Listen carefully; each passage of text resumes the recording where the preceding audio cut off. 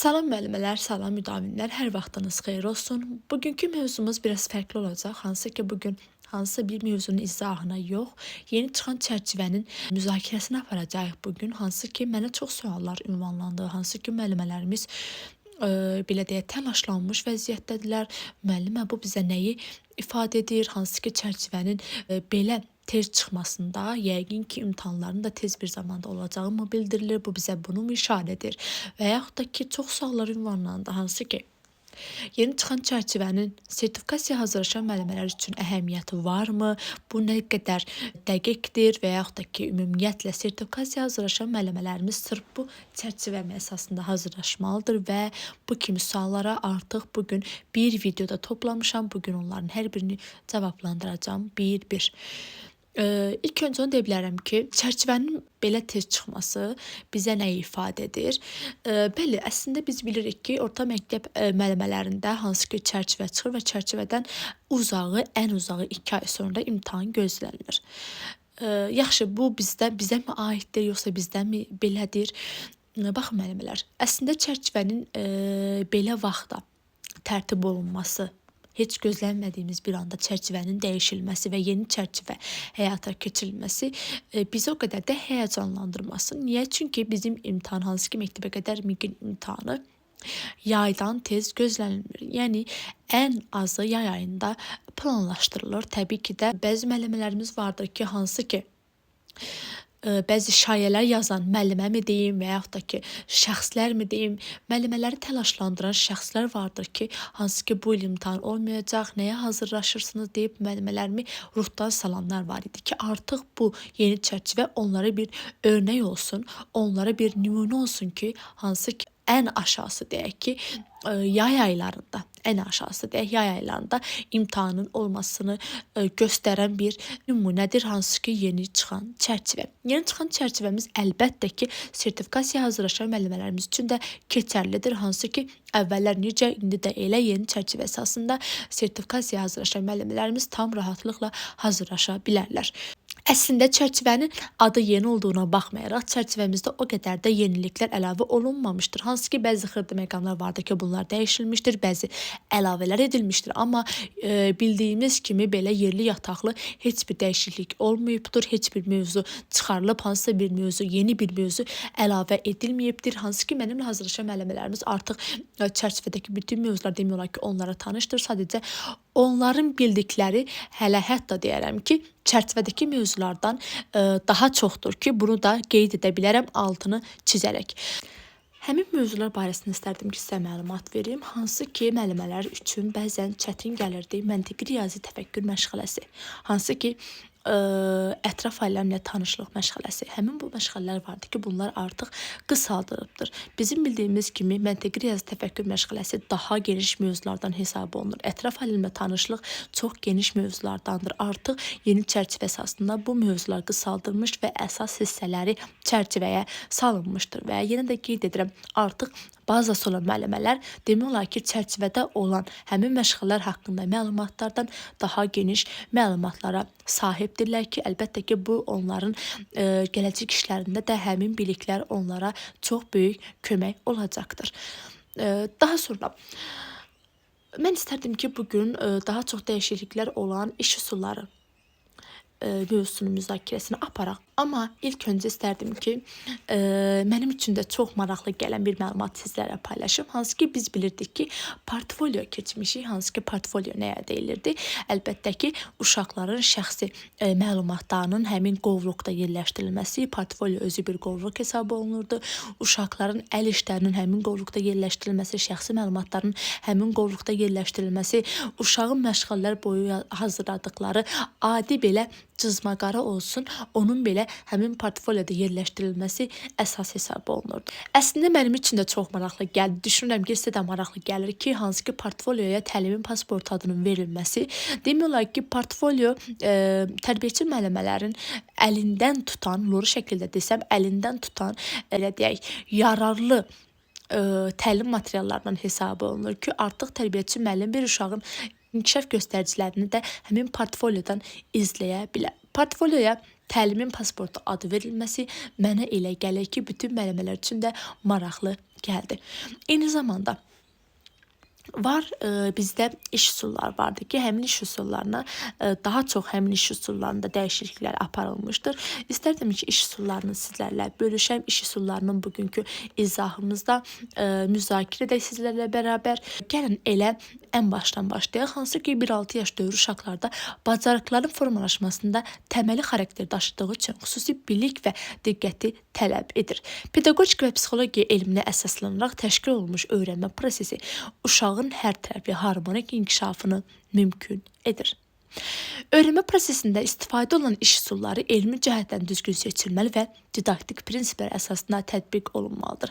Əlbəttə ki, bazası olan müəllimələr bilirlər ki, burada əvvəllər didaktik prinsiplər yox, şəxsiyyət yönümlü prinsipi qeyd olunurdu. Hansı ki, bu müəllimələrdə çaşbaşlıq yaratmasın deyə artıq bugün əlavə olunur. Hansı ki, didaktik prinsiplər, yəni yalnız şəxsiyyət yönümlülük prinsipi yox, eyni zamanda ümumilikdə didaktik prinsiplər burada əsas götürülür. Bundan əlavə demək olar ki, bu məqalənin əsas məqsədi məktəbəqədər yaş dövrü üçün daha maraqlı və effektli öyrənmə, yəni bu prosesin hazırlanmasında tərbiyəçi müəllimələr dəstək olmaqdan ibarətdir. Araşdırmada Lev Vygotskyinin proksimal inkişaf zonası, Can Duyonun təcrübə əsasında təlim nəzəriyyəsi və humanist yanaşmalar əsas götürülərək təlimin təşkilinə dair tövsiyələr verilmişdir. Əlbəttə ki, biz bilirik ki, Lev Vygotskyinin artıq nəzəriyyəsi vardı ki, bunu da biz çərçivənin bir mövzusu kimi daima dərslərdə bunun haqqında məlumat əldə edirik. Amma Can Duyonun adı çəkildiyinə baxmayaraq bu haqqında bizim çərçivəmizdə yer yoxdur. Bundan əlavə hansı ki, iş üsulları, iş formalarına bəzi dəyişikliklər edilmişdir. Yəni dəyişikliklər deməyək, bəzi əlavələr edilmişdir. İstərdim ki, bunlara toxunaq. Hansı ki, ilk öncə biz bilməliyik ki, təlimin təşkili üsullarında diqqət edilməsi vacib məqamlar vardır ki, bunları sizin diqqətinizə çatdırmaq istərdim ki, təlim strategiyasının uşağın yaş, fərdi, həmçinin digər xüsusiyyətlərinə uyğunluğu əsas götürülməlidir. Təlim üsullarının uşaqların fərdi təlim üslubuna, yəni 3 əsas təlim üslubu mövcuddur ki, bunlar vizualdır, eşitmədir və kinestetik təlim üslubundan istifadə olunur. Əlbəttə ki, əgər diqqət yetirdinizsə, biz burada oxuma və yazmanı qeyd etmirik, hansı ki 3 təlim üslubundan vizual, eşitmə və kinestetik təlim üslubundan istifadə edirik. Oxuma və yazma, oxuma və anlama yoxdur. Nə üçün? Çünki bu daha çox məktəb təliminə aid edilir. Burada bizdə strategiyalar vardır ki, gəlin bunlara nəzər yetirək. Əlbəttə ki, strategiya deyəndə biz iş üsulları, iş formaları nəzərdə tuturuq və eyni zamanda bunların ardıcıllığı vardır ki, standart plus mövzu bərabərdir təlimi məqsədi. Eyni zamanda inteqrasiyadır, daha sonra iş üsullarıdır, daha sonra iş formalarıdır, resurslardır və eyni zamanda mühit bir-birini tamamlamalıdır. Uşaqların hamısının təlim məqsədlərinə çatması, uğur əldə etməsinə həvəsləndirilməli və hədəflənməlidir. Əlbəttə ki, hədəfləmək bizim üçün yeni bir termin deyil, çünki hədəfləmək bizim mövzularımızda daima əsas plandadır ki, əlbəttə ki, uşağı məqsədinə çatmaq üçün bizim bir hədəfimiz olmalıdır. Uşağı məqsədinə çatdırmaq üçün biz hədəfə uyğun addımlamalıyıq. İş üsulları əlbəttə ki, burada yenə də qeyd olunub bir qrafik formasında. Eyni zamanda demək olar ki, iş üsullarının hər biri bir-birinə ziddiyyətli formada təşkil olunmalıdır. Biz bilirik ki, 1-3 yaş uşaqlarda iş zamanı oyun iş üsulundan istifadə edə bilər. Süjetli rollu oyunlar, hərəkətli oyunu və didaktik oyunlardan istifadə olunur ki, burada yeni çərçivədə demək olar ki, diqqətli formada qeyd olunubdur ki, oyun iş üsulu daha çox 1-3 yaş uşaqlar üçün effektivdir. 3-6 yaş uşaqlarda isə əlbəttə ki, biz bunları nəzər yetirəcəyik. Hansı ki, tapmacadır, hansı ki, şaxələndirmədir, hansı ki, suallardır, söz assosiasıdır, problemli vəziyyətdir. Amma məlumat vermək istədimizsə hansı ki suallardan. Suallarda demək olar ki, o qədər dəyişikliklər edilməyibdir, amma burada bir neçə məqamlar vardır ki, bunları sizin diqqətinizə çatdırmaq istərdim. Ümumiyyətlə, suallar əlbəttə ki, biz bilirik ki, uşaqların intellekt fəallığının artırılmasında böyük rol oynayan iş üsullarındandır. Eyni zamanda sualların sayı 4-5 sayda olmalıdır, daha çox olmaz. Çünki uşaq yüklənmiş olaraq daha az olarsa uşaq üçün maraqsız ola bilər. Buna əlavə suallar zamanı gəlin nümunəyə biz diqqət yetirək. Əgər bizim mövzumuz ev heyvanları və onlara qayğı qayğıdırsa biz burada məqsədimizi elə qurmalıyıq ki, uşağı yükləməyə biz əlbəttə ki 3 sayda məqsəd verə bilərik. Hansı ki, heyvanların xüsusiyyətlərinə görə qruplaşdırır uşaq, heyvanlarla düzgün davranış bacarığını nümayiş etdirir, canlıları qorumaq, mühafizə etmək, qulluq etmək, qiymətləndirmək kimi bacarıqları nümayiş etdirir. Eyni zamanda biz uşağa verdik, hansı ki, bayaq qeyd etdiyimiz kimi 4-5 sual, amma bu sual məqsədi yolunda olmalıdır, hansı ki, aydınlaşdırıcı sual olmalıdır. Sizcə ev heyvanı nədir? Sizcə nə üçün insanlar ev heyvanlarını saxlamaq istəyirlər? Yoxlayıcı sual verə bilər uşaqlara. Ev heyvanlarına baxmaq çətin ola bilərmi? Nəyə görə çətin ola bilər? Elmi əsaslandırmaya gəlinə diqqət edək. Hansı ki, sual əsaslı təlim koqnitiv yanaşmaya uyğun olaraq uşağın öyrənməsini aktivləşdirir. Əlbəttə ki, biz bunu Piaget nəzəriyyəsinə xatırlayırıq. Bazı son müəllimlər əlbəttə ki, həmin an bunu Piaget kimi xatırlayır. Vygotsky'yə görə suallar yaxın inkişaf zonasını hərəkətə gətirərək uşağın bildiklərini daha dərindən mənimsəməsini təmin edir. Yenə deyirəm, bazı son müəllimlər artıq bilirlər ki, yaxın inkişaf zonası nədir, aktual inkişaf zonası nədir, amma olmayanlar üçün bir məlumat vermək istərdim ki, yaxın inkişaf zonası zamanı tərbiyəçi müəllim bir körpü rolunu oynayır, hansı ki, uşaqlarla yeni biliklər arasında tərbiyəçi müəllim körpü olur, hansı ki, uşaqlar yeni biliklərə çatmaq üçün tərbiyəçi müəllimdən istifadə edirlər. Yaxın inkişaf sonrasında artıq uşaq öyrənən olur. Aktual inkişaf sonrasında isə artıq uşaq öyrənmiş vəziyyətdə olur. Yəni tərbiyəçi müəllimin köməyinə bir o qədər də ehtiyac duymur. Sualların məntiqi ardıcılıqla verilməsi uşağın düşünmə strukturunu möhkəmləndirir və problemlərə kompleks yanaşma bacarığını formalaşdırır təbii ki də. Bloom taksonomiyasına əsasən bu suallar aşağıdan yuxarıya doğru idrak səviyyəsini, bilik, anlama, tətbiq, təhlil və qiymətləndirməni əhatə edir.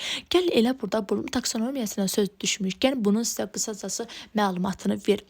Bloom taksonomiyası bizim SMART abreviaturamızın məqsədini qurarkən 6 xanalıq suallardan istifadə etməyimiz tövsiyə edir. Yəni SMART-ın achievable, yəni əlçatanlığı burada əsas götürülməlidir. Hansı ki 6 suallıq xana deyirəm. Hansı ki bizdə var 3 xana aşağı təfəkkürlü sualları təşkil edir. Digər 3 xanamız isə yuxarı təfəkkürlü sualları təşkil edir. Burada birinci xanamızda, yəni aşağı təfəkkürlü suallarımız içərisində xatırlamağa aid suallar yer alır. Məsəl üçün o kim idi, nə idi, harda idi, seçir, sıralayır, sadalayır, adlandırır kimi ifadələrdən istifadə edə bilərik. İkinci tip xanamızda anlamağa aid suallar verilir ki, hansı ki uşaq fərqləndirir, əlaqələndirir, qruplaşdırır, ümumiləşdirir və müəyyənləşdirməyi bacarır.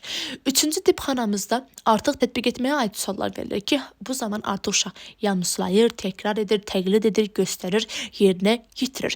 Dördüncü tip xanamızda artıq təhlil adı verilir ki, bu xanaya, yəni burada təhlillə bağlı suallardan istifadə oluna bilər ki, uşaq lazım olanı lazımsızdan seçə bilir, uşaq aid olanı aid olmayandan seçə bilir, uşaq ziddiyyətləri seçə bilir, görməkdir. Eyni zamanda bu uşaqlar səciyyələndirə bilirlər, ən vacibi müəyyənləşdirə bilirlər. Baxın müəllimələr, müəyyənləşdirmək var bizdə ikinci xanamızda, yəni anlamaq xanasında var. Baxın müəllimələr, qruplaşdırır, ümumiləşdirir, müəyyənləşdirir, aiddir bizim ikinci xanamıza, hansı ki anlamaq xanasını eləmir. Amma ən vacibi ümumiləşdirirsə, ən vacibi müəyyənləşdirirsə bu olur təhlil xanasına aid. Anladınız mı? Var bizdə dəyərləndirmə, hansı ki bizim 5-ci xanamız dəyərləndirmə ilə bağlıdır. Dəyərləndirmədə artıq uşaq mühakimə etməyi bacarır, münasibət bildirməyi bacarır, mövqesini bilir, sübut edə bilir, dəlil gətirə bilir. Budur bizim 5-ci xanamızın suallarının məqsədi və artıq 6-cı xanamızda yaratmaq. Yəni artıq uşaq yaradır, qurur, hazırlayır, bu kimi məşğələləri, fəaliyyətləri yerinə yetirə bilir. Baxın müəllimələr, əslində bizdə müqtədə təşkil olunan suallar Bloom taksonomiyasına əsaslanır. Yəni necə? Təbii ki də bizim suallar əsasən sadə, qismən çətin və ən çətin olmaqla qruplara bölünə bilər ki, hansı ki bizim miqdə qarşımıza çıxa biləcək sualların 20% asan olur, 30% qismən asan olur, 30% qismən çətin olur və 20% isə demək olar ki, ən çətin suallar hesab olunur. Yəni necə ki 20% asan olduğu kimi digər 20% də daha çox çətin suallar hesab olunur. Daha sonra müəllimələr, burada var nağıl etmiş üsulu haqqında qrafik paylaşılıbdır. Demək olar ki, burada o qədər də yeni məlumatlar yoxdur. Bunlar sizin bildiyiniz məlumatlar hesab olunur. Daha sonra var bizdə müzakirə iş üsulumuz var, şaxələndirmə, hansı ki, klasterdən istifadə edərək bunu da artıq tərbiyəçi müəllimələrimiz bilirlər. Daha sonra var bizdə söz assosiasiyasıdır. Bunlar hər biri demək olar ki, eyni bildiyimiz mövzuların, bildiyimiz məlumatların təkrarıdır. Belə müəllimələr, artıq düşünürəm ki, sizi düşündürən suallara bu müzakirə zamanı cavab tapa bildiniz. Artıq sizin düşündürən suallar, ki, sizin ünvanladığınız sualları mən bu izah vasitəsilə cavablandırdım. Düşünürəm ki, sizin üçün heç bir qaranlıq qalan məqam olmamışdır. Özünüzü həyəcanlandırmağa ehtiyac yoxdur. Əvvəllər necə davam edirdinizsə, indi də elə davam edirsiniz. Oxumağa fasilə vermirsiniz, yeni məlumatlar toplamağa həvəsli olmalısınız. Çalışdığım qədər yeni çərçivənin yeni məlumatlarını sizlərlə bölüşməyə çalışdım. Eyni zamanda demək olar ki, çərçivədə yenə də qeyd edirəm ki, sizin bildiyiniz məlumatlardan, bazası olan müəllimələrin bildiyi məlumatlardan daha az məlumatlar yeni çərçivədə qeyd olunmuşdur. İnşallah ki, yeni video izahlarda görüşənə qədər sağ olun, salamat qalın.